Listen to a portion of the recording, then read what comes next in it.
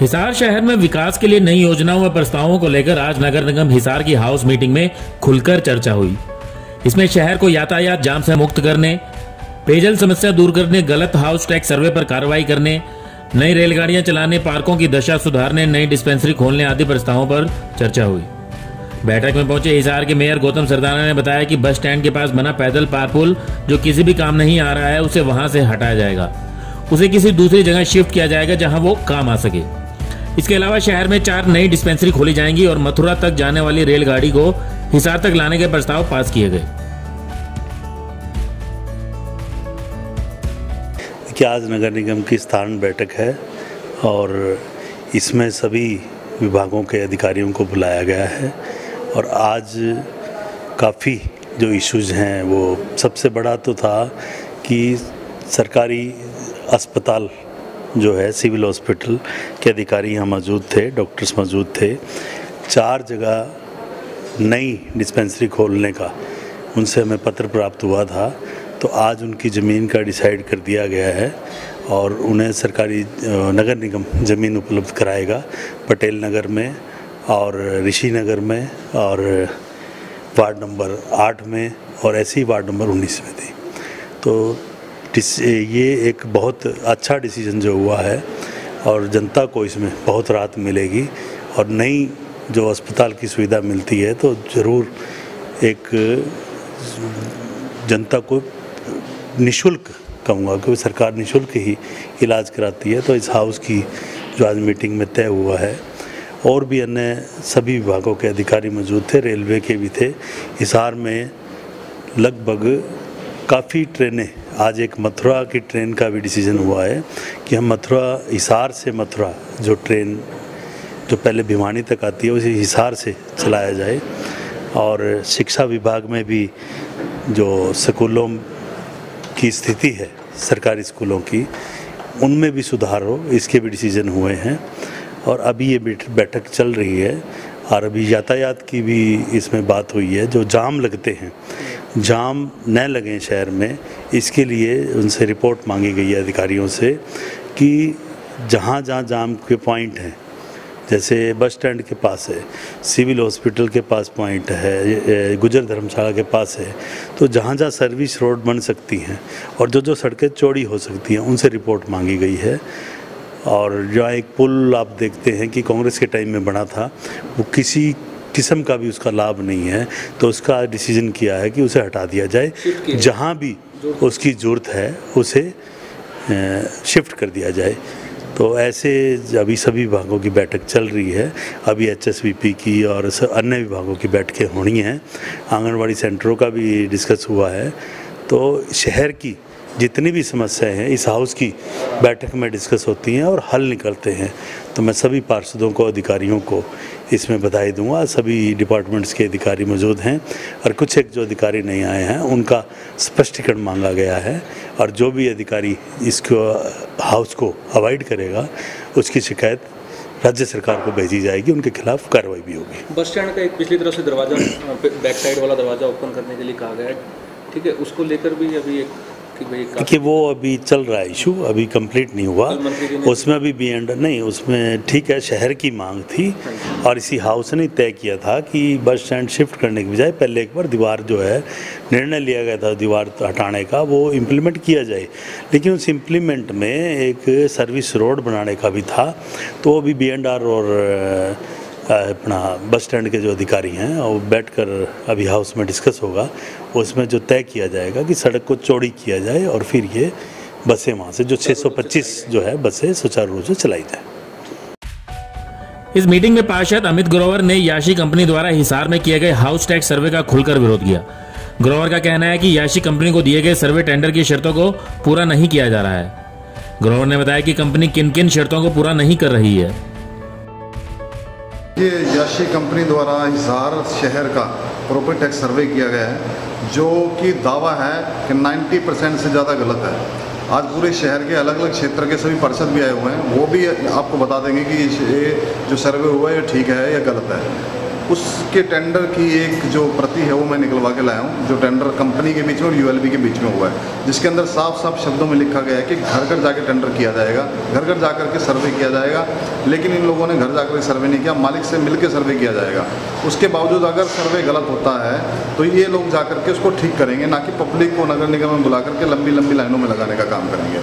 उसके अलावा और भी प्रावधान उसके अंदर है कि 5% से लेकर 20% तक अगर सर्वे गलत साबित होता है तो उसके अंदर कंपनी पर जुर्माने का प्रावधान भी है, कंपनी को दोबारा से रीसर्वे करने का प्रावधान भी है और कंपनी का टेंडर रद्द करने का प्रावधान भी है।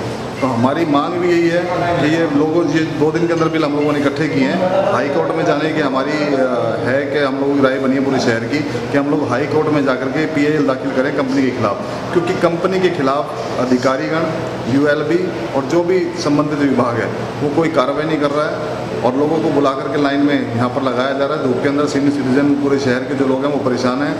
टेंडर हुआ था घर घर जाके सर्वे करने का, लेकिन ये लोगों को बुला करके डॉक्यूमेंट ले रहे हैं। एक कारण और भी है कि जो डॉक्यूमेंट दोबारा से ले रहे हैं ठीक करने के बाद, गलत कर दिया उसके बाद दोबारा डॉक्यूमेंट किए, दोबारा जब वो अपडेट हुआ तो वो भी गलत किए थे दूसरी बार।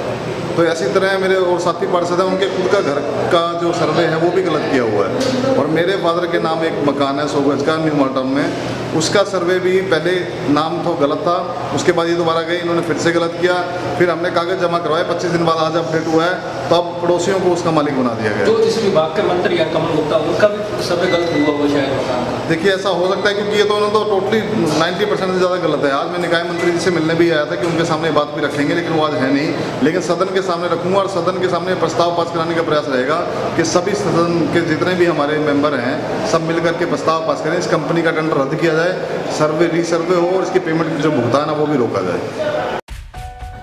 पार्षद डॉक्टर महेंद्र जुनेजा ने बताया कि वह पटेल नगर और आसपास के क्षेत्र में पानी की समस्या दूर करने के लिए पटेल नगर में बूस्टर का निर्माण करवाएंगे। साथ ही उन्होंने कहा कि पानी की सप्लाई को लेकर अगर कोई अधिकारी या कर्मचारी कोताही बरता है तो उसके खिलाफ कड़ी कार्रवाई करवाई जाएगी। मेरे वार्ड 17 के अंदर सबसे ज़्यादा परेशानी पानी की है और आज हमारे को 74 साल हो गए हैं देश को आज़ाद हुए।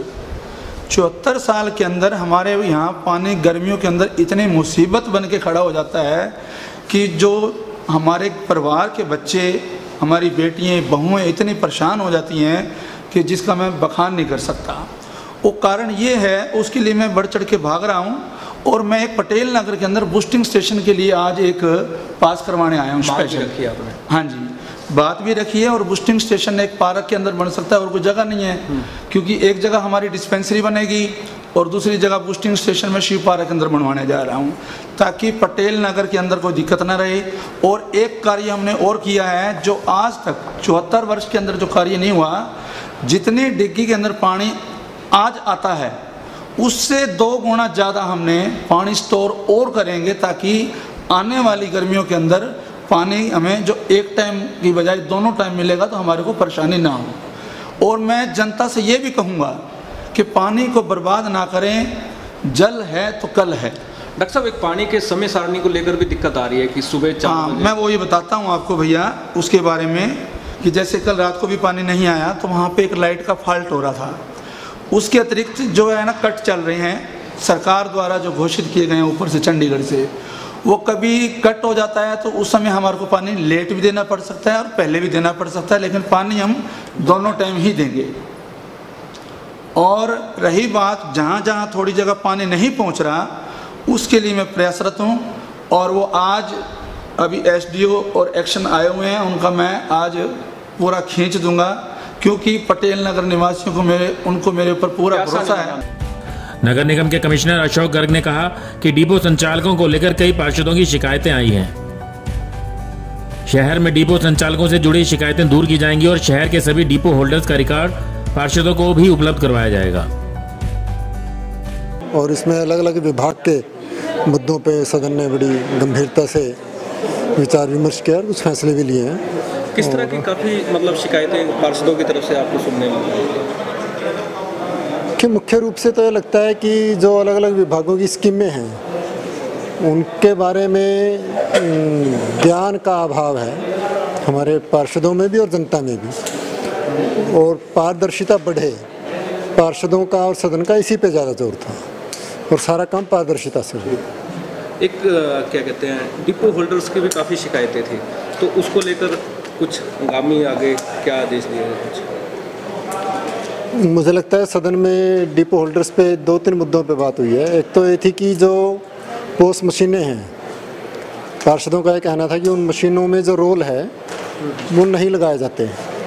रोल ना लगने की वजह से जैसे ही कंज्यूमर अपना अंगूठा लगाता है, जो पर्ची निकलनी चाहिए वो पर्ची नहीं निकलती और कंज्यूमर को ये नहीं पता चलता कि उसका अंगूठा मंजूर हो गया या नहीं हुआ, पहली बात ये। और यदि मंजूर हो गया है तो उसको कितना कितना राशन, क्या क्या चीज़ें किस रेट पे मिलनी है, ये सारी इन्फॉर्मेशन पर्ची पे होती है, जो रोल ना लगने के कारण नहीं निकल पाती।